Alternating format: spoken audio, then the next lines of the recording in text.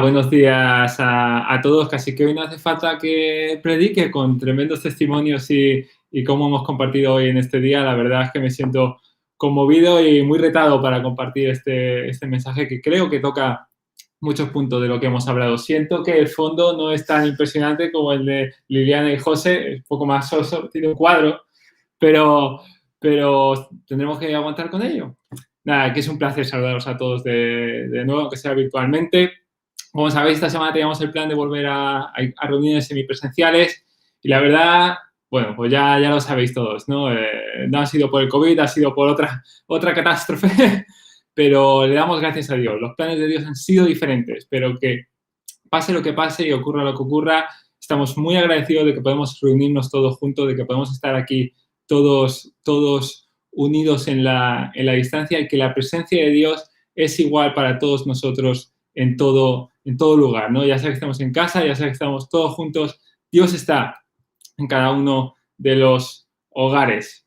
Hemos aprendido mucho, de hecho, si esto hubiera ocurrido hace 2 años hubiera sido una aventura totalmente diferente y damos gracias a Dios por lo flexibles que nos ha hecho y que podemos adaptarnos, ¿no? A cada cosa que Él planea.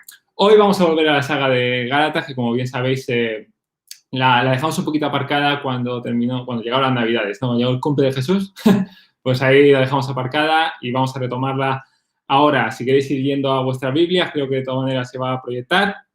Gálatas 5, del 1 al 15, vamos a ir. Lo voy a leer yo de todas maneras y creo que es un buen pasaje para resumir, ¿no? Y para recordarnos qué estábamos hablando en su momento y para ver esta lucha que continuamente en Gálatas vemos entre la gracia que Dios nos tiene y el legalismo que a veces nuestro corazón tiende a ello, ¿no? Voy a leer Gálatas 5, del 1 al 15. Cristo nos libertó para que vivamos en libertad. Por lo tanto, manteneos firmes y no os sometáis nuevamente al yugo de esclavitud. Escuchad bien. Yo, Pablo, os digo que si os hacéis circuncidar, Cristo no os servirá de nada. De nuevo declaro que todo el que se hace circuncidar está obligado a practicar toda la ley. Aquellos de entre vosotros que tratáis de ser justificados por la ley, habéis roto con Cristo, habéis caído de la gracia. Nosotros, en cambio, por obra del Espíritu Santo y mediante la fe, aguardamos con ansia la justicia que es nuestra esperanza. En Cristo Jesús, de nada vale estar o no estar circuncidados. Lo que vale es la fe que actúa mediante el amor. ¿Vosotros estabais corriendo bien? ¿Quién os estorbó para que dejáis de obedecer a la verdad? Tal instigación no puede venir de Dios, que es quien os ha llamado. Un poco de levadura fermenta toda la masa. Yo, por mi parte, confío en el Señor, que no pensaréis de otra manera. El que os está perturbando será castigado, sea quien sea. Hermanos, si es verdad que yo todavía predico la circuncisión, ¿por qué se me sigue persiguiendo? Si tal fuera mi predicación, la cruz no ofendería tanto. Ojalá que esos instigadores acabaran por mutilarse del todo. Os hablo así, hermanos, porque habéis sido llamados a ser libres, pero no os valgáis de esa libertad para dar rienda suelta a vuestras pasiones. Más bien servíos unos a otros con amor. En efecto, toda la ley se resume en un solo mandamiento. Ama a tu prójimo como a ti mismo.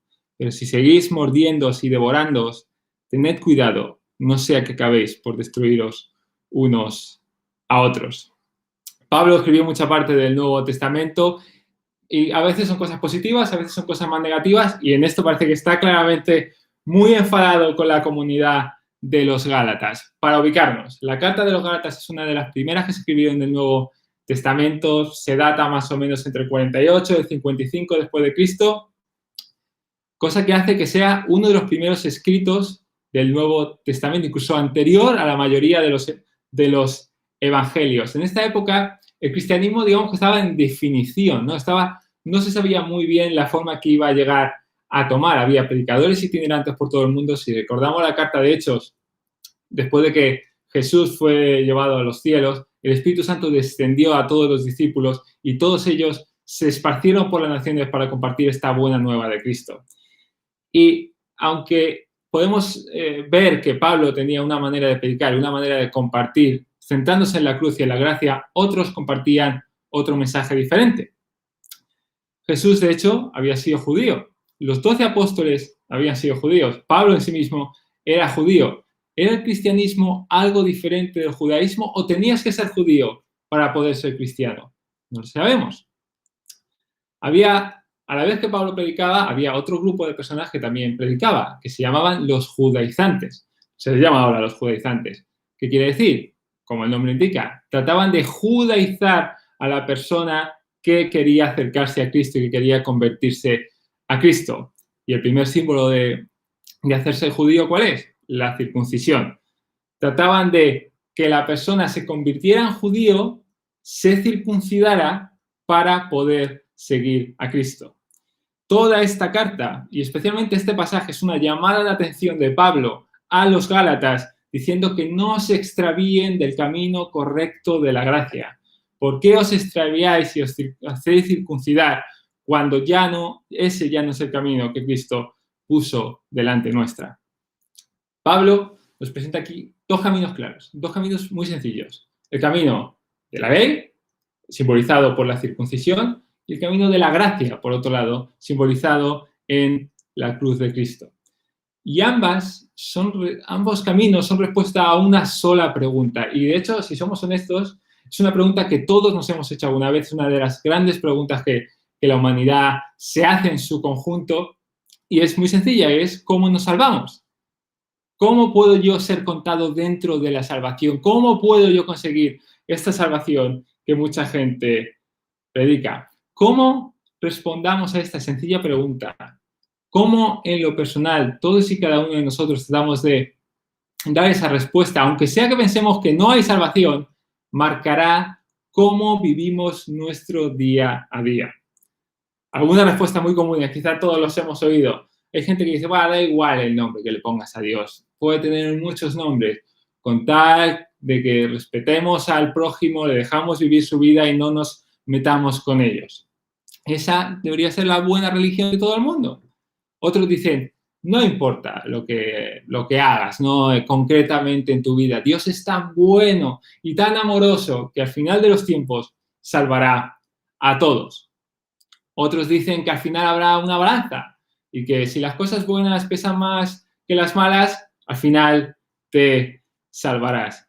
Todas ellas, estos ejemplos, son ejemplos de un tipo de salvación por obras. El listón se pone o muy abajo y se dice todo el mundo será salvo, o se pone muy arriba y será muy difícil llegar a ser salvo y habrá que hacer muchas obras y muy correctas y ser muy santo para llegar a ser salvo. De hecho, hay grandes religiones que piensan que la salvación es de esta manera.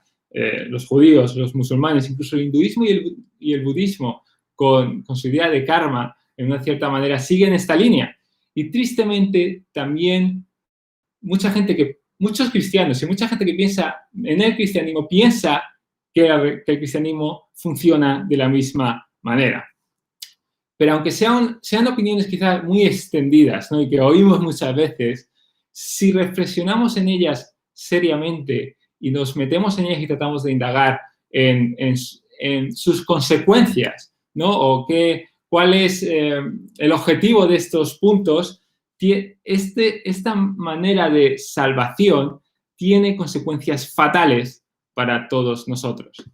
2 puntos destacar en este sentido. En primer lugar, es la inseguridad que siempre tendremos en nuestra salvación. La pregunta de este primer punto es, ¿cómo sabremos si hemos hecho suficiente para llegar a salvarnos? Pablo lo dice en este pasaje, versículos 2 y 3. Escuchad bien, yo, Pablo, os digo que si os hacéis circuncidar, Cristo no os servirá de nada. De nuevo declaro que todo el que se hace circuncidar está obligado a practicar toda la ley. Si hemos empezado por la circuncisión, ¿por qué no seguir con más cosas? ¿Por qué no seguir con toda la ley del Antiguo Testamento? ¿Por qué no incluirla en todos nosotros? Si no es la gracia de Cristo la que te va a salvar, pues ¿por qué no tratar de cumplir completamente la ley, todas y cada una de las leyes? Es como si yo le dijera a un hombre que trata de salvarse, corre por tu vida, corre por tu vida. No te voy a decir dónde está la meta. Si ha sido suficiente, tú solo corre. Y cuando llegues extenuado al final, derrotado, a un cierto punto, al final de tu vida, cuando mueras, entonces te diré si has cruzado la meta o no la has cruzado. Y es más terrible aún, porque no sabemos ni siquiera si esa meta es alcanzable, porque ninguna cantidad de obediencia nos exime de desobedecer algo. Si yo me salto una cuarentena que nos ponga la Comunidad de Madrid, aquí que estamos, y le digo al guardia, no, pero es que los anteriores 3 meses yo estaba en casa y mira, soy un buen marido y mira, iba dando un paseo, joder, una vez, no pasa nada. No, yo no he cumplido esa ley y necesito ser castigado por ello. Así que esta manera de salvación nos da continua inseguridad. Estaremos corriendo, corriendo, corriendo, sin saber siquiera si hemos alcanzado la meta y ni siquiera si la meta es alcanzable de alguna manera. Pero esto no es lo peor de esta manera de pensar en la salvación. Es el segundo punto, y es la motivación de este camino. Y es que la motivación no es la misericordia, no es tratar de hacer lo correcto, no funciona por amor, funciona por puro miedo. Os comparto una imagen, creo que se debe estar, que la van a poner para que todos lo veáis. Es una imagen que quizá, exactamente, se me ve un poco para arriba y por abajo, pero ahí está la imagen. Así es como el mundo muchas veces piensa que nosotros nos comportamos, o lo que es el cristianismo, ¿no? Es por ese miedo al diablo y al infierno y a una cierta zanahoria futura que nos van a dar que nosotros hacemos lo correcto. No nace de nuestro amor, no nace de nuestra misericordia, nace de ser egoístas y querer una salvación y querer librarnos de un infierno que nos ata, ¿no? Y nos subyuga a querer correr para tratar de alcanzar la salvación. Esto, pues quitar la imagen ya si quieres, esto no es libertad en ninguna de las maneras. Esto es esclavitud, esto no es misericordia ni amor. Esto es una pura amenaza, es actuar por miedo a la consecuencia. Esta ley que viene a salvarnos, lo único que hace es esclavizarnos. Pero como esta imagen ha mostrado, gracias a Dios, esta no es la manera en cómo los cristianos pensamos en nuestra salvación. Esta no es la manera en cómo los cristianos vemos nuestra religión, si se me permite decirlo. Gracias a Dios y solo gracias a Dios existe otro camino mucho más excelente, diametralmente opuesto. La tarea de la salvación no recae en nosotros, no recae en nuestras obras, no recae en todo lo que podamos correr, sino que recae en Dios mismo. Dios se hizo hombre para correr esa carrera por nosotros, para correr esa carrera que le llevó a la cruz, con sufrimiento y mucha pena, a cargar nuestro castigo, a cargar nuestra culpa, a cargar nuestra pena para que nosotros podamos tener la recompensa que Cristo merecía. Y esto cambia el panorama y esta imagen que hemos mostrado por completo. Lo que era inseguridad antes, lo que era no saber si vamos a ser salvos o no, ahora se transforma en seguridad. Ahora sabemos que la meta la cruzamos en cuanto declaramos nuestra fe en Cristo, en cuanto decimos que queremos seguirle. La meta ya está cruzada. Y aunque seguimos corriendo y tratando de ser mejores y alcanzar una santidad y tratar de agradar a Dios, no lo corremos en segundo lugar por miedo, lo corremos por amor, sabiendo que esta salvación que Cristo ya nos ha dado no fue sin sufrimiento y no fue sin pena. Corremos por amor a agradar a este Rey tan grande nuestro que aun cuando nosotros no hacíamos lo correcto, murió por todos nosotros. En nuestro propio pasaje, en el versículo 6, dice, en Cristo Jesús de nada vale estar o no estar circuncidados. Repito, en Cristo de nada vale estar o no estar circuncidados, no importan nuestras obras. Lo que vale es la fe que actúa mediante el amor. Es nuestra fe en Cristo la que nos salva. Si queremos tener obras y si queremos agradar a Dios, no es por miedo, es por gracia, por esa libertad que Cristo nos ha otorgado de la ley que nos subyugaba. ¿Qué pasaba con los Gálatas? los Gálatas, conociendo estas dos vías de la salvación, una tan excelente y otra tan amenazante, habían elegido volver al camino anterior, volver al camino de las obras. Y por eso Pablo está tan enfadado. En el versículo 11, además es muy agresivo, dice 11 y 12, dice: hermanos, si es verdad que yo todavía predico la circuncisión, ¿por qué se me sigue persiguiendo? Si tal fuera mi predicación, la cruz no ofendería tanto. El mensaje de Pablo es totalmente diferente. 12. Ojalá que esos instigadores acabaran por mutilarse del todo. Si de verdad la circuncisión valiera de algo, ¿por qué pararse en circuncidarse? ¿Por qué pararse en el prepucio? ¿Por qué no mutilarse del todo? Y tratar de buscar la santidad por encima de todas las cosas. No, la circuncisión no vale de nada. Esa no es la predicación de Cristo.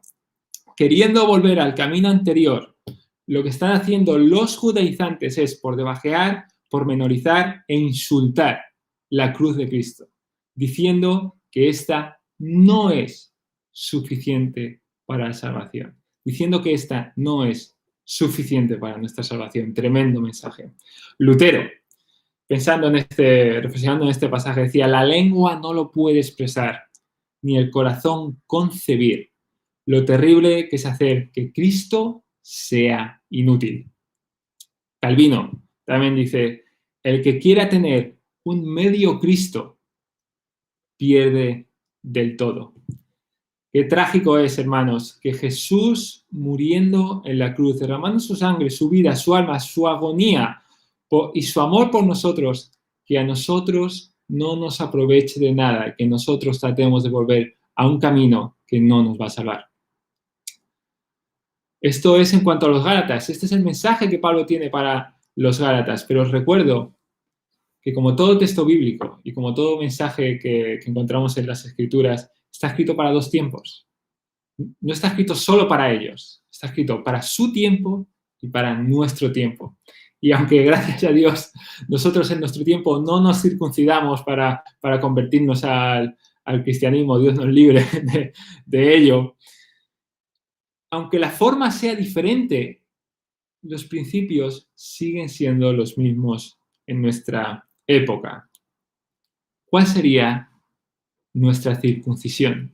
¿Cuál sería la circuncisión de nuestro tiempo? ¿Qué es aquello en lo que nosotros confiamos por encima de la cruz de Cristo? ¿Qué es aquello que nosotros creemos que nos va a dar la salvación?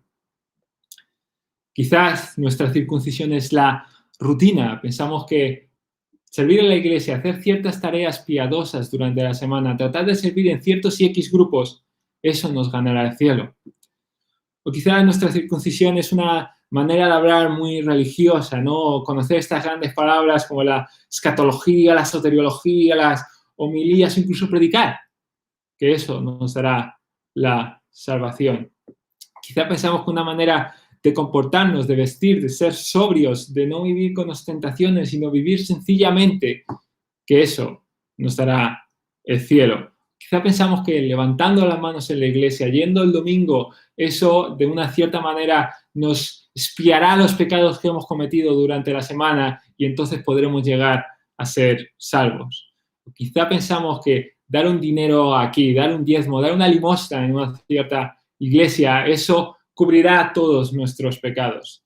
Y aunque todas estas cosas puedan ser muy buenas, repito, son muy buenas y tienen su sentido y su lugar, de nada valen por sí mismas. No hay una sola manera de ser cristiano. No existe una manera en que los cristianos deban hacer las cosas. No existe, por así decirlo, la iglesia perfecta. La iglesia es multiforme y diversa. La cuestión es que si le diéramos importancia a cualquiera de estas cosas y pensáramos que ella nos garantiza la salvación, si vemos que alguien llega a la iglesia o un hermano nuestro no hace estas cosas que nosotros creemos que son tan importantes, le miraremos con orgullo y pensaremos que él se equivoca y que yo soy mejor cristiano. Pablo en otra carta, recuerdo ahora, que decía que todos éramos pecadores y él mismo se define a él como el primero entre los pecadores. Y nosotros deberíamos tener esa mentalidad. Nosotros somos los primeros de todos los pecadores. Solo hacemos lo que tenemos que hacer. Pero gracias a Dios no nos salvamos nosotros mismos. Gálatas 5, el primer versículo de hecho de este pasaje, nos lo recuerda y nos anima a no perdernos en el camino. Cristo nos libertó para que vivamos en libertad. Cristo nos libertó para que vivamos en libertad. Por lo tanto, manteneos firmes y no os sometáis nuevamente al yugo de la esclavitud. No miremos atrás. Hay solo una cosa que importa, que es nuestra fe, nuestra pasión y nuestra entrega a Cristo. Déjame ir cerrando con una parábola que yo creo que ilustra muy bien. Siempre las parábolas de Cristo tienen algo especial. Es la parábola de los 2 deudores, la podéis encontrar en Mateo 18 del 23 en adelante. Dice de un hombre que le debía mucho dinero al rey, que le debía una gran fortuna. Y el rey va a él y le dice, oye, págame esta deuda, dame lo que me debes. Y el hombre, sin tener nada, le dice al rey, no lo tengo, dame más tiempo, por favor, le suplica, le pide clemencia, dame más tiempo porque no tengo lo que me tienes que dar, no me eches a la cárcel, no me castigues. Y el rey le dice, movido a misericordia y movido a conmiseración, le dice, no pasa nada, te perdono tu falta, te perdono este gran tesoro que me debes, vete en paz. Pero a este hombre le debía dinero otro. Y cuando sale del rey, va a buscar a esta persona y le dice, oye, tú me debes dinero, menos que yo debo al rey, pero me debes dinero. Dame ese dinero, necesito ese dinero, dámelo ahora. Y ese hombre le pide de la misma manera le pide misericordia, le pide conmiseración, le dice, no lo tengo, lo tendré, dame más tiempo, dame un poquito, colabórame. Y el hombre no se mueve a misericordia y le mete a la cárcel y le lleva a juicio porque le debe ese dinero. Palabra llega al rey y hace llamar a este hombre y le dice, ¿cómo puede ser? ¿Cómo puede ser que yo a ti te haya perdonado tan alta deuda, mucho más grande que ese hombre te debía a ti, y tú no le hayas perdonado a él, y tú le hayas hecho a él ir a la cárcel para que cumpla ese castigo y te devuelva ese dinero? ¿No tendrías que haber hecho más bien como yo hice contigo y perdonarle y amarle y tener misericordia con él? Hermanos, es una llamada de atención para todos y cada uno de nosotros. Recordemos siempre el gran amor y perdón que Dios nos ha dado y alabemos al Rey, que es el único que lo consiguió por todos nosotros. Recordemos ese perdón y amor y corramos la carrera con libertad. Recordemos ese perdón y amor y no lo retrigamos de otros, sino que perdonemos, amemos y aceptemos sin medida a todas las personas que llegan a nosotros, a todas las personas que llegan a la iglesia. Si nuestra iglesia fuera así, sería completamente otra cosa en este mundo. Sería un pedacito del cielo aquí en la tierra. Sería una comunidad que podría consolar al afligido, que sanaría al quebrantado, que construiría puentes, que ayudaría al confundido, que brinda recursos a los necesitados, que da la bienvenida al olvidado, al cansado y al desilusionado, que rompe cadenas de adicciones. Qué bien suena todo esto. Pero si somos honestos, todos y cada uno de nosotros, si nos examinamos, todos y cada uno de nosotros podemos caer en este error de confiar en ciertas cosas por encima de Cristo y de pensar que podemos ganar de alguna manera nuestra salvación y que podemos conseguir algo por nuestras fuerzas. Así que voy a terminar con este mensaje, pero no quiero cerrarlo sin orar, sin entregarnos a Dios, sin encomendarnos. Si en alguna manera tú en tu casa, allí donde estás, ya sea que estés en el sofá, en la cama, haciendo algo mientras estás escuchando este mensaje, te has sentido identificado, has pensado que dices, sí, hay ciertas cosas en las que confío más que en Cristo y quizás me confundo y quizás es diferente, quizás no has caído en ninguna de las cosas, pero quizás quieres examinarte a ti mismo y quieres encomendarte a Cristo. Por favor, ora conmigo. Es bueno que sea a principios de año y que empecemos nuestro año de esta manera, encomendándonos a Cristo, sabiendo el gran sacrificio que Él hizo por todos y cada uno de nosotros. Vamos a orar. Señor, te damos gracias por la cruz, Señor. Te damos gracias, Señor, porque aun cuando no lo merecíamos, Señor, aun cuando hacíamos las cosas mal, Señor, y nos equivocamos y nos seguimos equivocando, Señor, tú abriste esta nueva y diferente vía para todos y cada uno de nosotros, Señor. Tú nos mostraste esta gracia, Señor, este amor que sobreabunda, este amor que se manifiesta en la mayor de nuestras debilidades, Señor. Esta aceptación, este amor incondicional que realmente sobrepasa todo lo que nosotros podemos entender, Señor. Señor, te confesamos que a veces no hacemos las cosas de las mejores maneras, Señor. Que a veces confundimos el medio con el fin, Señor. Y que a veces hacemos las cosas por rutina, Señor. Y que a veces hacemos las cosas porque tenemos que hacerlas, Señor. Y que a veces pensamos en que ciertas cosas, Señor, se dan por garantizadas, Señor. Y que la iglesia debe ser de una cierta manera. Y que las personas en la iglesia deben ser de una cierta manera. En ninguno de los casos, Señor. Ayúdanos, Señor, a continuamente examinarnos, Señor. Ayúdanos continuamente a ver en nosotros mismos y a reconocer la gran deuda que tú nos perdonaste en primer lugar, Señor.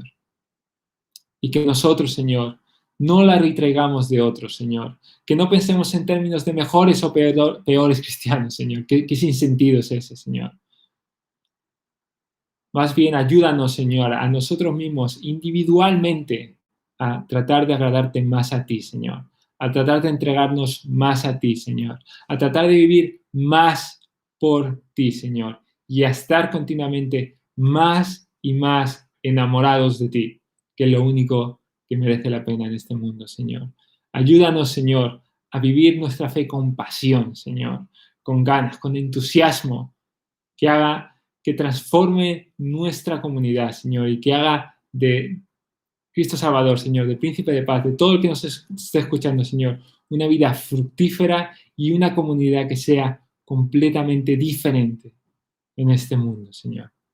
Te lo pedimos porque necesitamos que venga de ti, Señor, y te lo pedimos porque reconocemos que nuestras fuerzas no lo podemos hacer, Señor. Ayúdanos, Señor, y aún más, Señor, cuando quizás estamos un poquito más distanciados, Señor. En tu nombre te pido. Amén. Pues con eso voy a terminar. No sé a quién le tengo que pasar la palabra, pero decir que Dios os bendiga, que tengáis una muy buena semana y que tengáis cuidado con la nieve.